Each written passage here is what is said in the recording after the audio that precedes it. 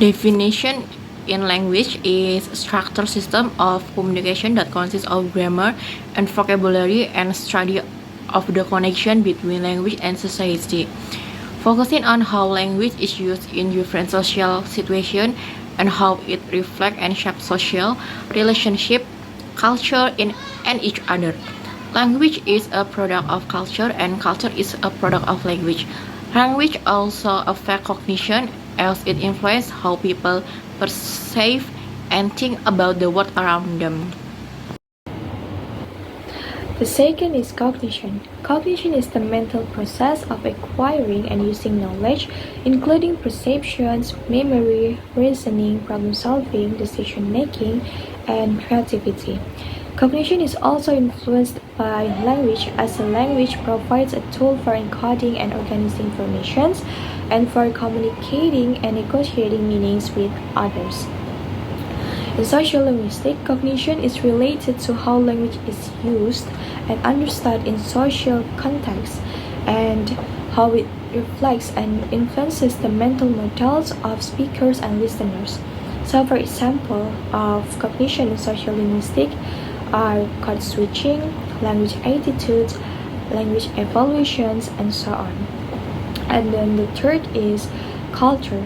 Culture is the human knowledge, beliefs, and behavior which depends on the capacity of symbolic thoughts and social learning.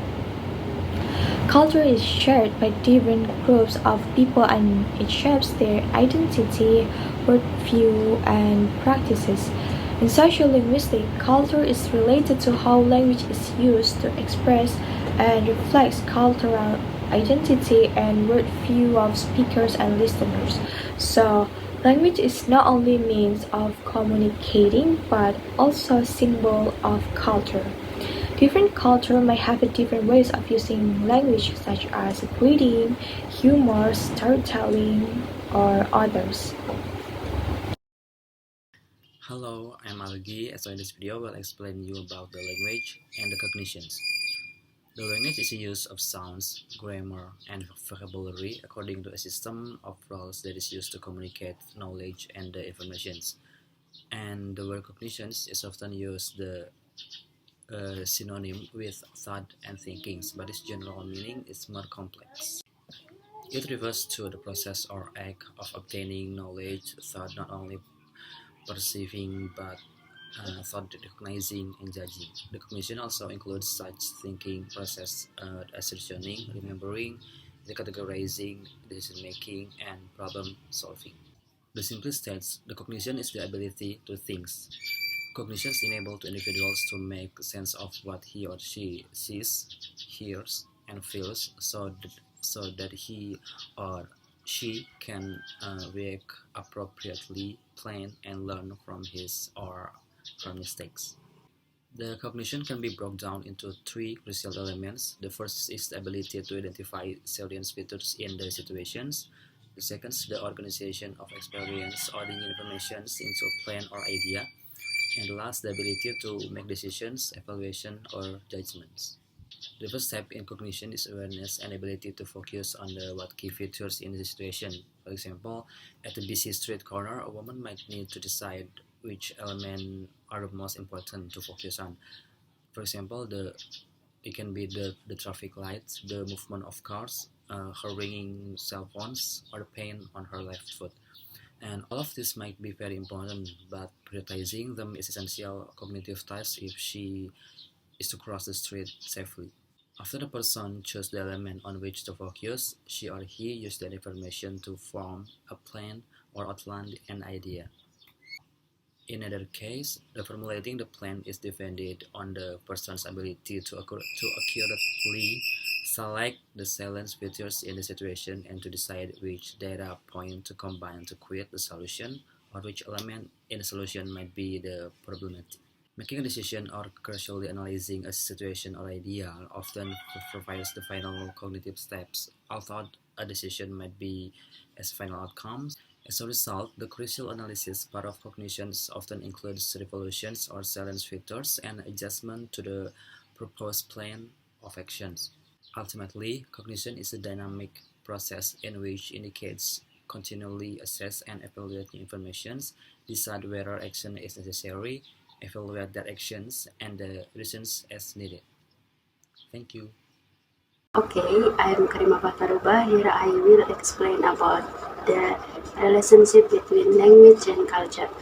Language is a system that are inherent in human culture as the system that regulates human interaction.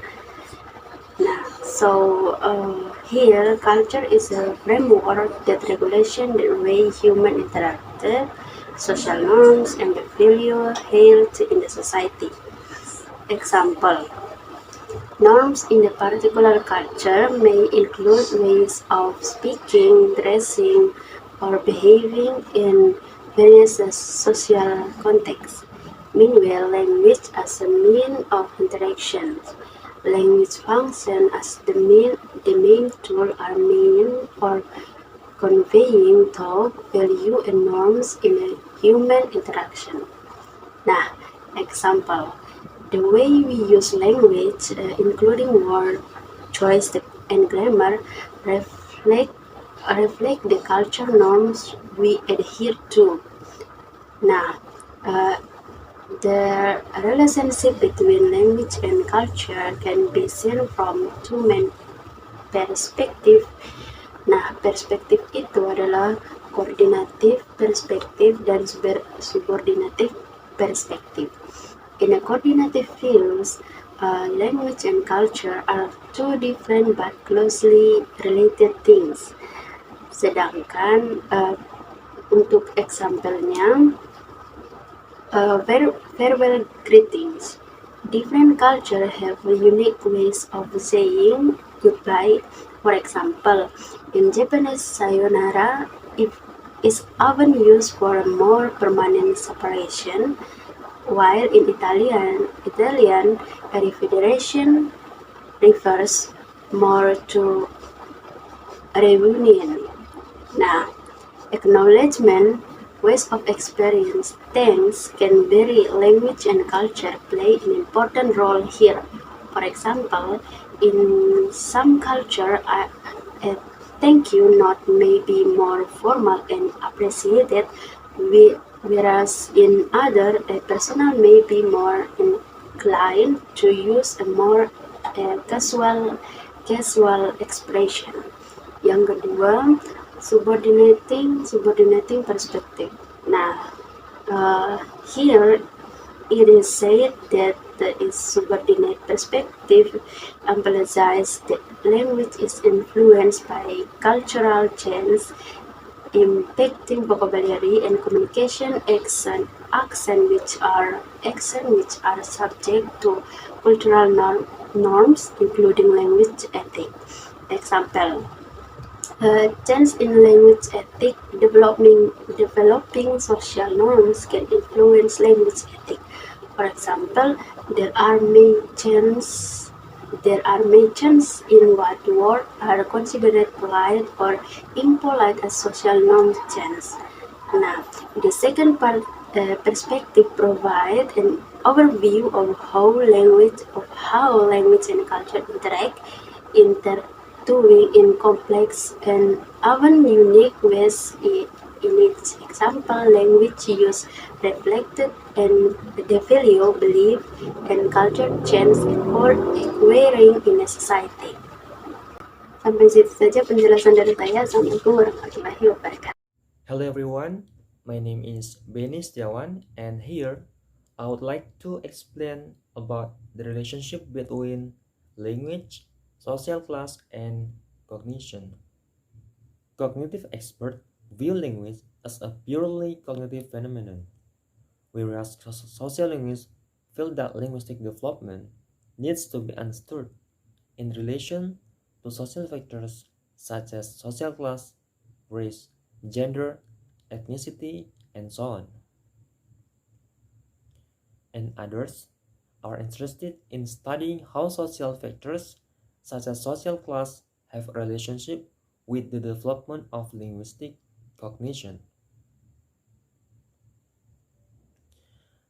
Cognitivists believe that language is a developmental and develops in cognition slowly and gradually like other cognitive processes such as thinking, understanding, remembering, and problem solving.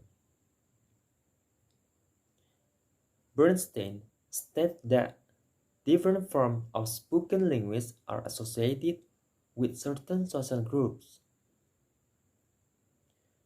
He points out that social groups can be differentiated based on their forms of speech, as each has a distinct form, separate from the others. He identifies that the two different forms of language use arise because the organization of the two social strata is such that different emphasis is placed on the potential of language. First, Piaget thought that language and cognition developed because of genetic epistemology. He thought that there is something in the nature of infants that guides them to the development of language and cognition. In social linguistics, the relationship between language, social class, and cognition is intricate. Social class can influence language use, shaping dialects and vocabulary preferences. Cognition or mental processes is linked, as individuals may adapt their language based on perceived social norms. This dynamic interplay reflects how linguistic choices can silence social identity and impact communication within specific class contexts. An example of such an explanation can be found in the language variation used by people from different social classes.